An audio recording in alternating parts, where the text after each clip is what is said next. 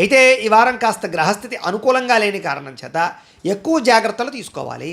ముఖ్యంగా ఎవరైనా ఇంటికి వచ్చినా లేకపోతే రిలేషన్షిప్స్తో కానీ బాగా జాగ్రత్తగా వ్యవహరించాలి. ఎందుకంటే ఇరుగు పొరుగు వారితో గొడవలు కనపడుతూ ఉన్నాయి, లేదా వచ్చిన వారిని గౌరవించకపోవడం వల్ల అవకాశాలు చేజారే పరిస్థితి కనపడుతోంది.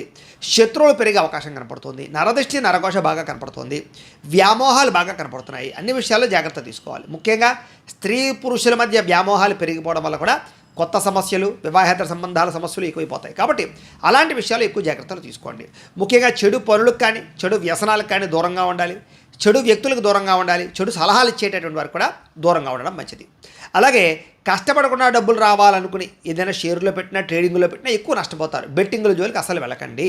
ఇక ప్రభుత్వ ఉద్యోగస్తులందరికీ కూడా కొంచెం ఐటీ దాడులు కానీ లేకపోతే ఏదైనా సర్వేలు చేయడం కానీ ఇలాంటి వాటి వల్ల ఉద్యోగ నష్టాలు ఉన్నాయి. కాబట్టి ఎక్కువ జాగ్రత్తలు తీసుకోవాలి. ప్రైవేటు ఉద్యోగస్తులు కూడా స్వయంకృత అపరాధంలో ఉద్యోగ నష్టాలు ఉన్నాయి. కాబట్టి పని చేసేటప్పుడు శ్రద్ధగా చేయాలి, బాధ్యతగా చేయాలి.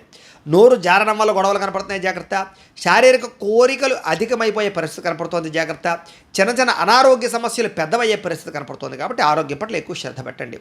ప్రతిభకు తగ్గ గుర్తింపు లేకపోవడం వల్ల మనశ్శాంతి లేకపోవడము, పెట్టుబడుల తగ్గ లాభాలు లేకపోవడము, వ్యాపారస్తులకి స్వల్ప ఇబ్బందుల తడతరము, ఆర్థిక ధన నష్టము కనపడుతోంది.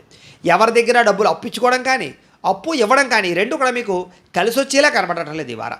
అంచేత కొంచెం జాగ్రత్తగా ఈ వారం వ్యవహారం చేయాలి.